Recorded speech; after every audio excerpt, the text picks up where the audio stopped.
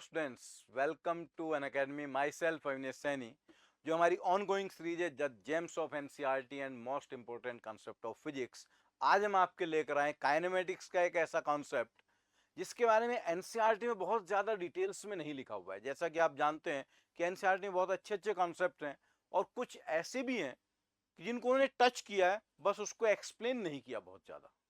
लेकिन जब काइनेमेटिक्स का क्वेश्चन जेईई एडवांस में आता है तो मैक्सिमम प्रोबेबिलिटी होती है कि वो क्वेश्चन यहीं से आएगा, जिसका नाम है projectile motion from a moving frame of reference. और ये कई बार एडवांस में आ भी चुका है, रिलेटिव प्रोजेक्टाइल मोशन जिसको हम कह सकते हैं। सो देखिए इसमें होता क्या है। प्रोजेक्टाइल मोशन में नॉर्मली आप जानते हैं कि मैक्सिमम हाइट और टाइम ऑफ फ्लाइट वेलोसिटी के वर्टिकल कंपोनेंट पर डिपेंडेंट होता है और रेंज हॉरिजॉन्टल और वर्टिकल दोनों कंपोनेंट पर डिपेंडेंट होती है। नाउ अगर प्रोजेक्टाइल को हम एक मूविंग फ्रेम से देख रहे हैं या मूविंग फ्रेम से पार्टिकल को प्रोजेक्ट किया गया है, नाउ लेट्स से ये एक सिनेरियो हम कंसीडर करें। This is a trolley and this trolley is moving with constant velocity. ये कांस्टेंट वेलोसिटी चल रही है और ट्रॉली पर ये एक आदमी खड़ा हुआ है जिसने बॉल को यू स्पीड से थीटा एंगल पर प्रोजेक्ट किया। तो इस बॉल की वेलोसिटी का एक्स एक्सिस में कंपोनेंट है u cos theta, y axis में कंपोनेंट है u sine theta. But at the moment when he projected the ball, उस मोमेंट पर ट्रॉली की खुद वेलोसिटी थी v और इस मैन की वेलोसिटी भी v थी। तो जिस वेलोसिटी से इसने फेंका है, सबसे पहली बात तो ये किसके रेस्पेक्ट में है? ये ग्राउंड के रेस्पेक्ट में है या फिर इस मैन के रेस्पेक्ट में है? तो ये बात ध्यान रखिएगा, जब हम किसी ऑब्जेक्ट को फेंकते हैं अपनी पूरी ताकत लगाकर, हमने कुछ वेलोसिटी दी उसको, तो वो हम अपनी प्रेजेंट स्टेट के रेस्पेक्ट में फेंकते हैं। अगर हम उस टाइम रेस्ट में हैं तो जो वेलोसिटी हमने दी है वही ग्राउंड के रेस्पेक्ट में भी होगी। लेकिन अगर हम फेंकते वक्त किसी स्पीड से मूव कर रहे हैं तो जो वेलोसिटी हमने दी वो हमारे रेस्पेक्ट में है, ग्राउंड के रेस्पेक्ट में सॉल्व करना है, तो उस मोमेंट पर हमारी वेलोसिटी को बॉल की वेलोसिटी में ऐड करना पड़ेगा। तो ग्राउंड के रेस्पेक्ट में इस बॉल की वेलोसिटी होगी u cos theta plus v, man के रेस्पेक्ट में u cos थीटा ही होगी। अगर मैन से पूछा जाए कि बताओ इसका रेंज कितना होगा, तो मैन कहेगा कि भाई मैं तो यहीं रुका हुआ हूं और मैं यहीं रुका हूं, तो मेरे रेस्पेक्ट में तो बॉल ऐसे आगे जाकर गिर गई।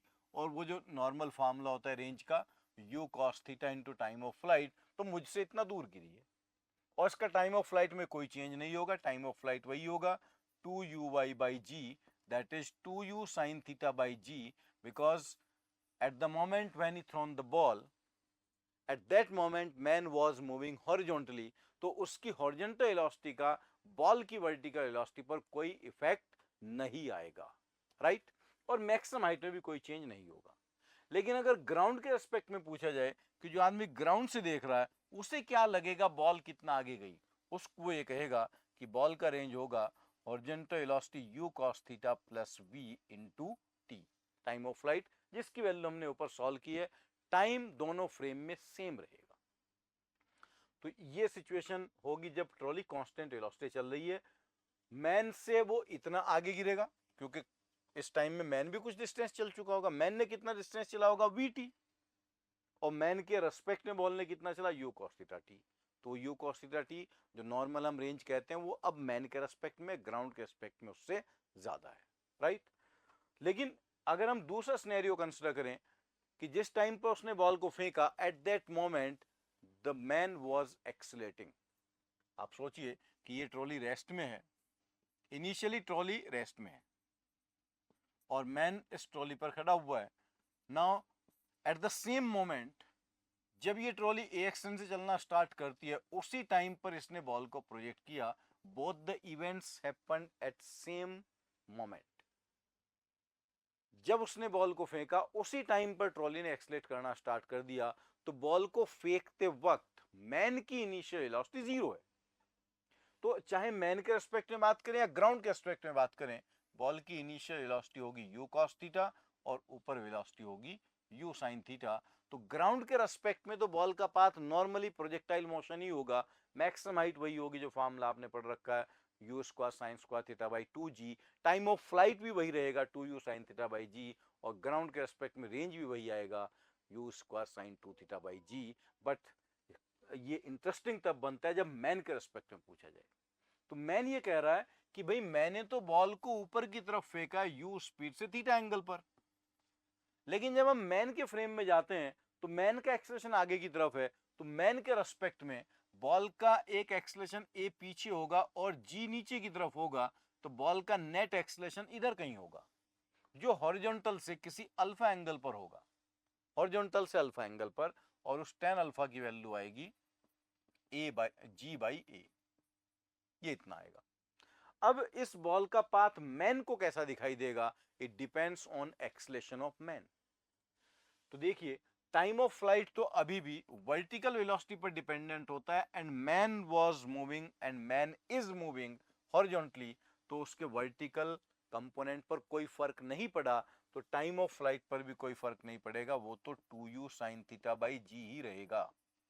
Maximum height it will be same, that is u square sin square theta by 2g। I hope this point is clear to you.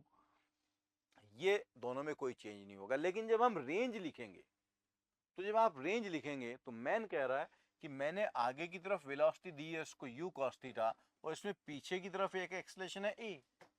So the motion of ball in x-axis in horizontal direction is not uniform motion. Its velocity is not constant. It is uniformly accelerated motion. Acceleration क्योंकि पीछे की तरफ है तो basically वो retardation है।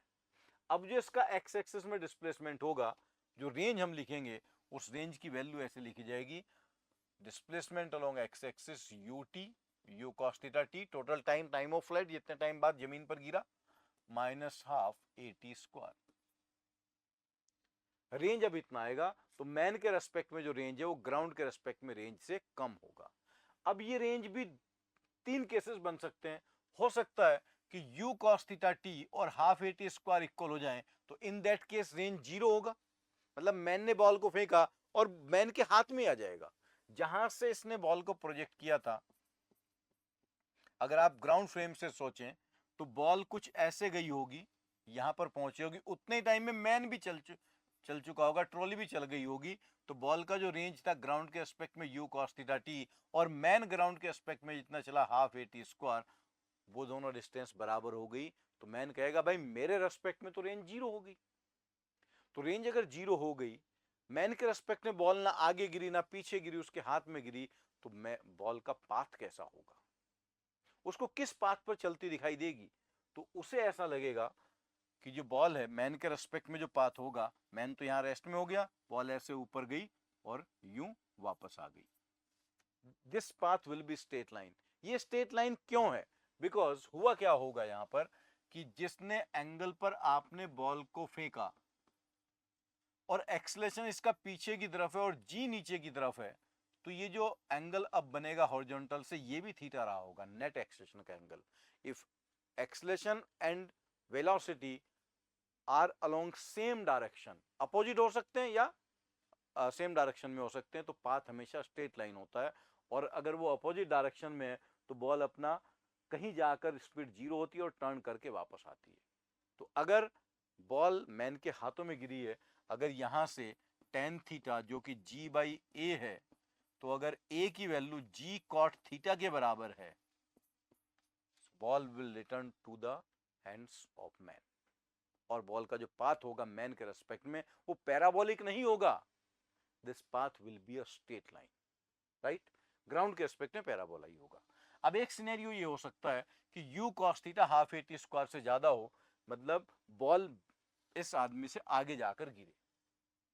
Like अगर हम ग्राउंड के एस्पेक्ट में देखें तो बॉल का पाथ ऐसा प्रोजेक्टाइल मोशन है, बॉल यहां पहुंच गई और इतने टाइम में मैन भी कुछ आगे चला, लेकिन वो इतना ही आगे जा पाया हाफ ए टी स्क्वायर, और बॉल का जो रेंज है वो u cos theta into T है, u cos theta into T ज्यादा है, हाफ ए टी स्क्वायर कम है, तो बॉल इस ट्रॉली से आगे गिरेगी, और कितना आगे गिरेगी? u cos theta T minus half A T square. ये क्वेश्चन एडवांस में आ चुका है, what will be the separation between ball and man when ball reaches the same level. लेकिन अभी तक ये नहीं पूछा गया कि इस केस में बॉल का पाथ कैसा दिखाई देगा। तो होगा क्या, अब इस केस में देखिए बॉल का जो पाथ होगा, क्योंकि इसका वेलोसिटी आपने u दी थी, आगे की तरफ वेलोसिटी u cos थीटा है और रिटार्डेशन इसमें a है, तो बॉल का पाथ कुछ इस तरीके का बनेगा with respect to man. This will be the highest point. Highest point तक जाने में टाइम लगेगा t/2, नीचे आने में लगेगा t/2, लेकिन ये जो दोनों डिस्टेंस है मैन के रेस्पेक्ट में बराबर नहीं होंगे। ये डिस्टेंस अगर x1 है, ये x2 है, so x1 will be less than x2। क्यों लेस देन x2 होगा? Because with respect to man ball is in retardation. Ball को रिटार्डेशन मिल रहा है, तो पहले उसकी स्पीड ज्यादा है और बाद में उसकी स्पीड कम है, तो पहले t/2 टाइम में बॉल ज्यादा चलेगी, अगले t/2 टाइम में बॉल कम चलेगी। पाथ कुछ ऐसा होगा, ट्रेजेक्ट्री इस टाइप की बनेगी, वो सिमेट्रिक पैराबोला नहीं बनेगा। अब एक सिनेरियो ये हो सकता है कि जो हमने रेंज लिखा है u cos theta t minus half A T square, हो सकता है हाफ ए टी स्क्वायर की वैल्यू बहुत ज्यादा हो जाए और u cos थीटा से भी ज्यादा हो जाए, तो बॉल पीछे गिरेगा, रेंज निगेटिव आएगा। वो सिनेरियो ऐसा बनेगा कि जब आप ग्राउंड के रेस्पेक्ट में देखते हो तो बॉल का प्रोजेक्टाइल मोशन है और ये टोटल डिस्प्लेसमेंट है u cos थीटा t। यहां से उस आदमी ने फेंका था, ट्रॉली उस वक्त यहां पर थी, लेकिन ट्रॉली ने ज्यादा डिस्टेंस ट्रेवल कर लिया भाई, तो बॉल मैन से पीछे रह गई है। कितना पीछे रह गई है? हाफ ए टी स्क्वायर, उसमें से रेंज को सब्ट्रैक्ट कर दो u cos थीटा t, क्योंकि ये निगेटिव आएगा टर्म। अब अगर ये पूछा जाए कि बॉल का पाथ कैसा होगा, तो मैन ने बॉल को आगे की तरफ एक वेलोसिटी दी थी u cos थीटा t और एक ऊपर दिया था u sin theta t, acceleration पीछे की तरफ है, तो बॉल का मोशन रिटार्डेशन है, u cos थीटा t नहीं। तो पहले बॉल आगे गया होगा, इसकी एक्स एक्सिस वाली वेलोसिटी 0 बनी होगी और फिर टर्न करके वापस आया होगा। तो इस मैन को ऐसा लगेगा अगर मैन यहां पर है, बॉल कुछ यूं गया और इससे पीछे जाकर गिरा। This will be the shape of trajectory if ball is falling behind the man when man is accelerated.